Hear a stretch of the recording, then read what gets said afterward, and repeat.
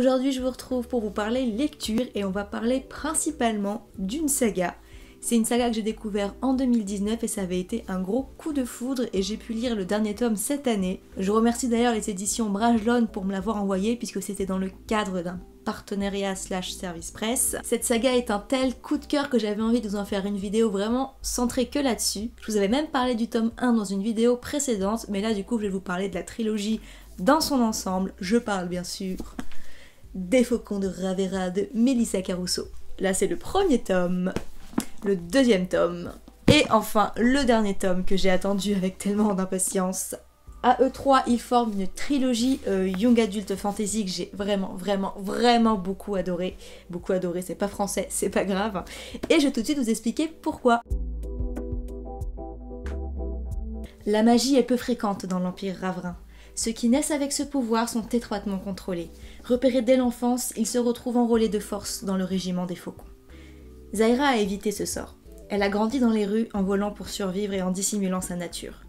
Mais elle cache une magie rare et dangereuse, une magie qui pourrait menacer l'Empire tout entier. Amalia Cornaro n'était pas destinée à devenir fauconnière. Héritière d'une puissante famille, elle a été élevée dans le monde dangereux des machinations politiques.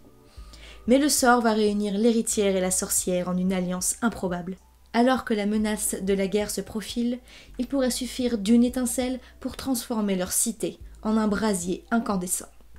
Un récit haletant, doté d'une intrigue prenante, des personnages fascinants et d'un système de magie brillant. Une intrigue passionnante et imprévisible qui entremêle guerre, amour, intrigue politique et trahison, et regorge de personnages excellents. Voilà une série de fantasy extrêmement prenante et bien écrite.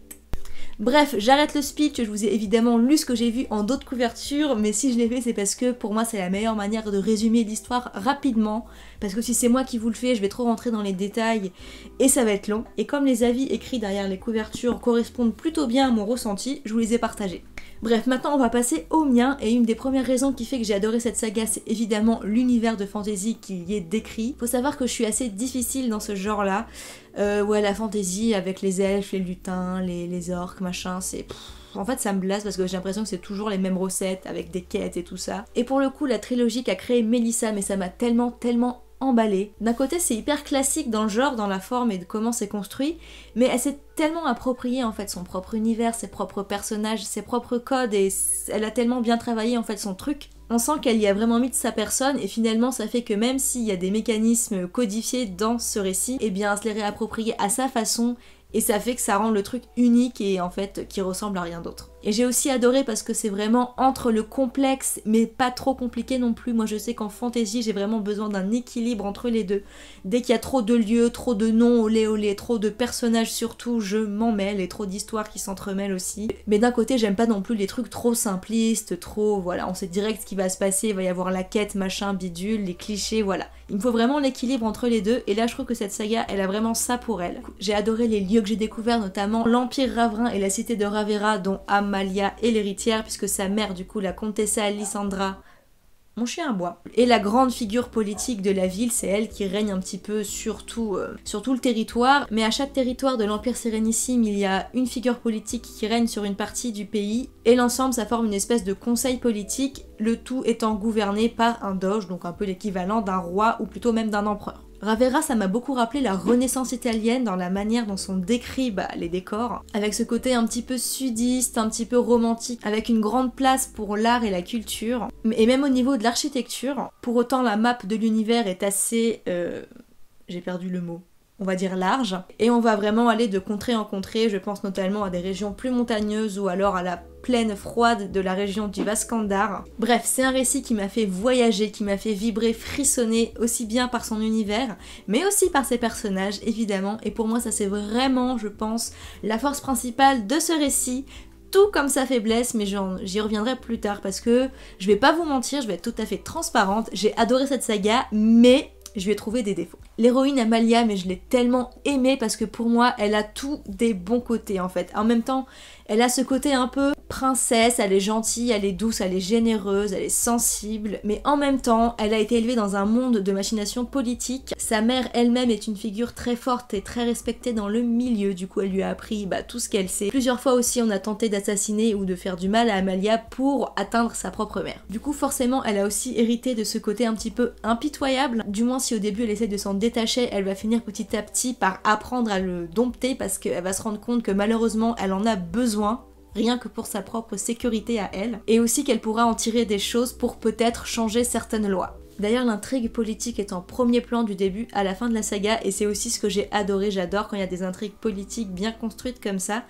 Et en plus, ce qui est aussi cool, c'est que vraiment, on a le nez dans la politique. Je veux dire, on va assister à des conseils, des assemblées, des votes, des prises de décision de loi. Et c'est ça qui est cool, on est vraiment au cœur du truc. Bref, je me suis un peu égarée, mais de base, je disais que j'adorais l'héroïne Amalia pour justement sa dualité. Elle a un esprit assez autonome et indépendant, et en même temps, ça l'empêche pas parfois de faire des erreurs ou d'écouter son cœur. Enfin bref, voilà, je l'adore. Elle est aux antipodes de Zeira qui, elle, impulsive, elle dit tout ce qu'elle pense, peu importe qui elle a en face, que ce soit une personne haut placée ou pas du tout, elle fait aucune différence.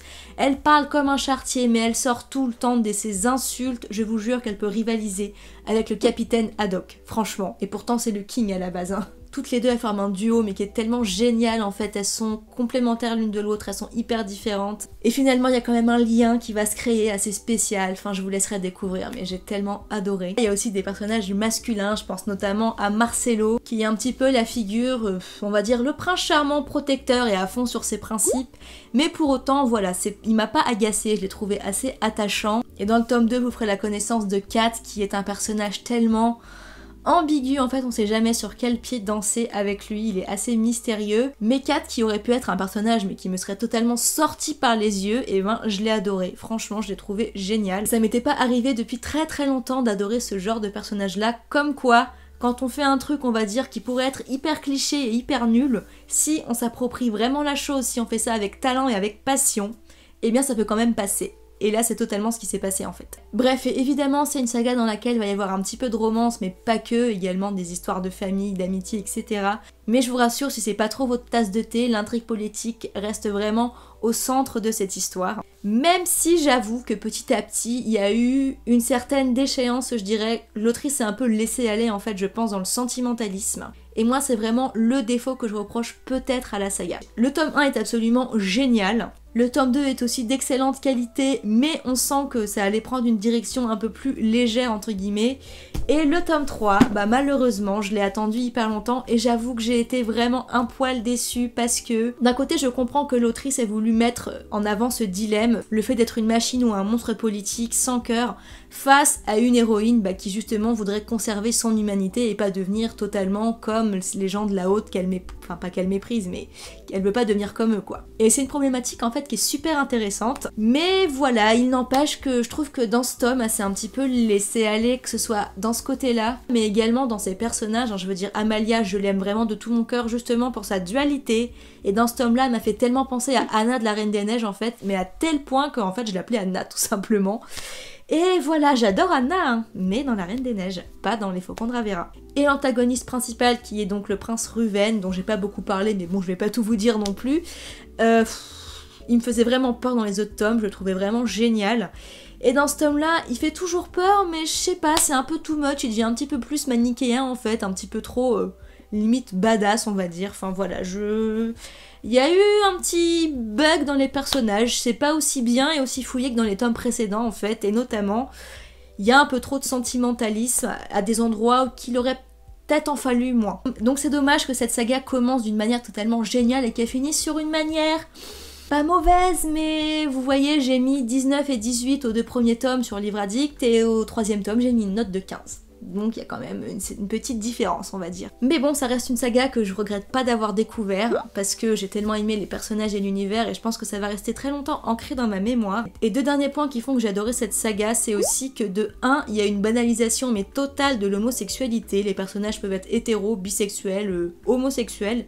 Il n'y a aucune différence, personne ne soulève un sourcil, personne n'est choqué par ça, en fait c'est totalement normal. Et il y a également une banalisation des genres, c'est-à-dire que vous soyez homme ou femme, c'est pareil, il n'y a absolument aucune différence au niveau des postes que vous pouvez appliquer, de comment les autres vous regardent, hein, que ce soit femme, homme ou homme-femme. Il n'y a pas de sexisme en fait, tout simplement, c'est un truc qui n'existe pas dans cet univers-là. Beaucoup de femmes puissantes, indépendantes et haut placées, tout comme il y a également des hommes, et ça c'est cool en fait. Enfin bref, j'ai pas envie que cette vidéo soit trop longue, donc j'essaie d'être un petit peu rapide dans mon avis, mais tout en vous disant quand même des trucs dessus, parce que sinon ça sert pas à grand chose. C'est une saga que je vous invite à découvrir par vous-même. Moi je sais que j'ai réussi à la faire lire à 2-3 personnes, et pour l'instant, j'ai que des avis positifs.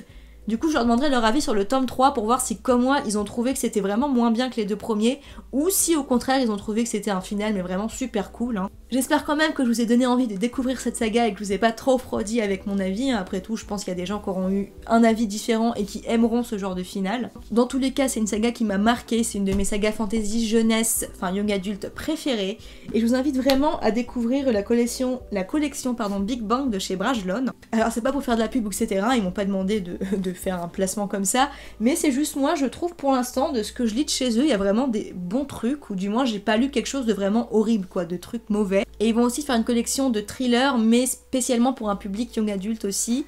Et pour l'instant, je suis en train de lire en SP un des romans de cette collection, et franchement, je suis pas déçue, je suis super surprise aussi de la qualité de l'écriture. Enfin bref, ça c'est une autre histoire. Sur ce, si vous avez lu Les Faucons de Ravera, n'hésitez pas à me donner votre avis, mais je veux tellement savoir, je veux tellement en parler avec des gens, tellement j'ai adoré. J'espère qu'un jour il y aura une adaptation aussi, ce serait tellement bien. Et si jamais vous la lisez suite à cette vidéo, franchement, n'hésitez pas à me tenir au courant, moi je veux tellement savoir. Parce qu'on n'entend pas beaucoup parler de cette saga sur internet et c'est dommage parce qu'elle mérite d'être un petit peu plus mise en avant, je trouve. Allez bref, je vous fais plein de gros bisous, j'espère que la vidéo vous a plu et je vous retrouve très bientôt, j'espère aussi pour une prochaine vidéo sur cette chaîne ou alors sur mes réseaux sociaux pour discuter.